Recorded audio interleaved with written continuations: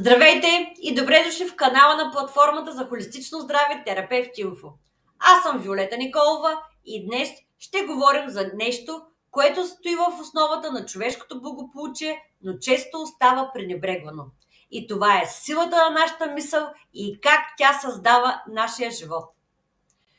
В сърцето на функционалната медицина или функционалния подход към здравето стои разбирането, че човекът е сложна система, където генетика, среда, начин на живот, нашите мисли и емоции си въздействат динамично. Този подход разглежда не само симптомите, но и корените причини за заболяванията.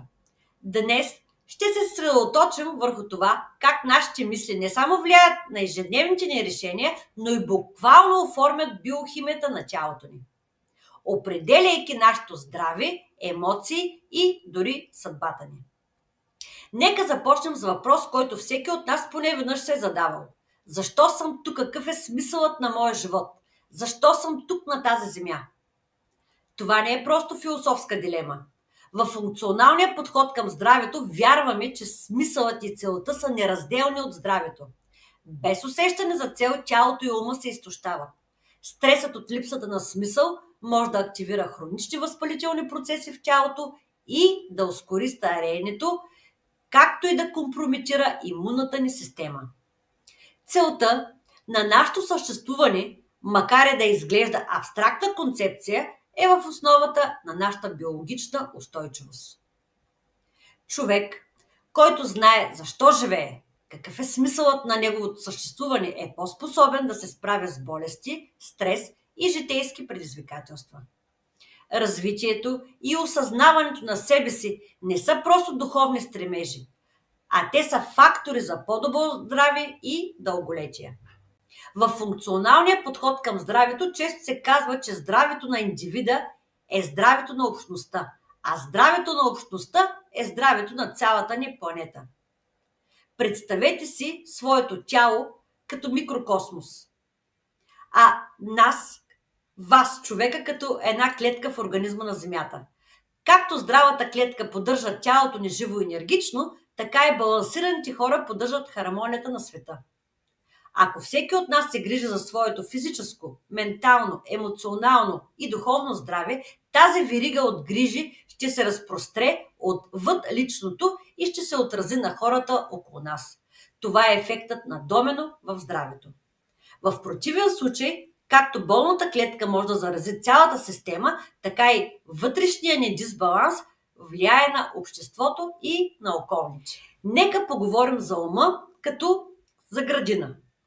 В функционалния подход към здравето, мозъкът не е просто орган, а централната командна система, която регулира всичко от хормоналния баланс до имунния отговор. Негативните мисли са като плевели в нашата градина. Ако ги оставим да се развихрят, те задушават нашата способност да се справяме с предизвикателствата. Научните изследвания в функционалната медицина показват, че хората, които поддържат позитивен мироглед, са оптимистично настроени и имат по-ниски нива на хормонът на стреса – кортизол. Имат по-балансирано кръвно налягане и по-добро сърдечно здраве. Това не е само философия, това е биология. Мисълта формира характера, а пък характера формира нашата съдба. Когато осъзнаем, че не сме жертва на обстоятелствата, а техен създател, започваме да виждаме не ограничения, а възможности. И това е първата крачка към целенасочено развитие.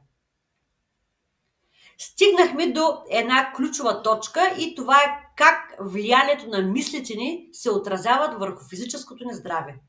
Може би сте чували за понятието психосоматика и това е как умственото състояние влияе на физическите симптоми. Но функционалният подход към здравето отива много по-надалеч, разглеждайки как всеки наш емоционален отговор задейства химически процеси в нашето тяло. Стресът и страхът са като невидим вирус. Те предизвикват възпалителни процеси в тялото ни, отслабват имунната система и ускоряват процесите на стареенето. Хроничният стрес може да увеличи риска от автоимунни заболявания, диабет и сърдечно-съдови заболявания.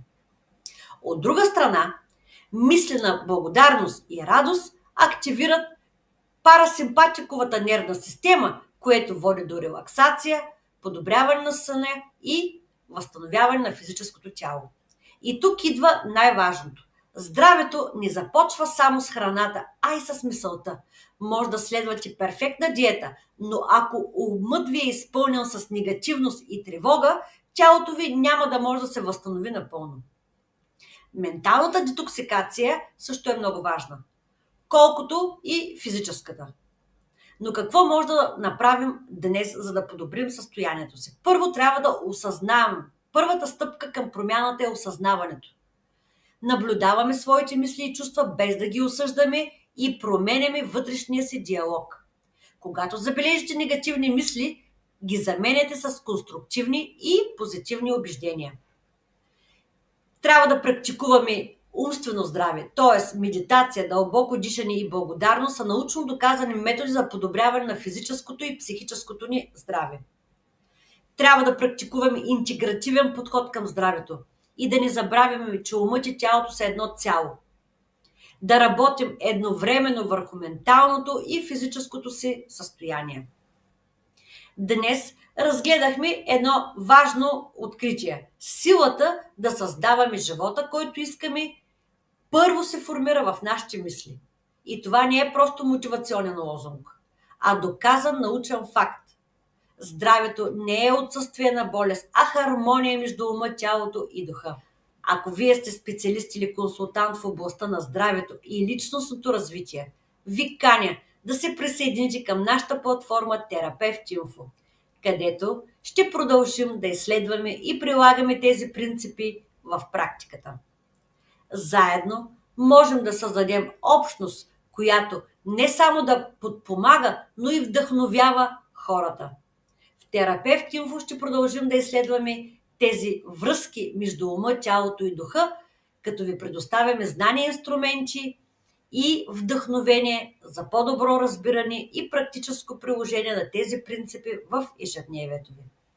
Защото истинската промяна започва отвътре и разгръща потенциала ни да живеем по-съзнателно, по-здравословно и по-пълноценно. Именно това проповядва нашата платформа Терапевт Info – здравословен, функционален подход към здравето.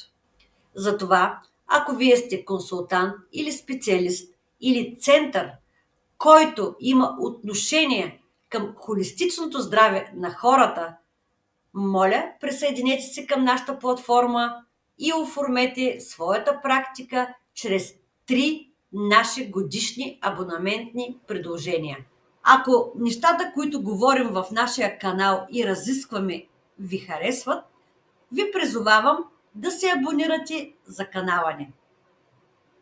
Линк към платформата Терапевт Info ще намерите по-долу в коментарите. Благодаря ви и до нови срещи!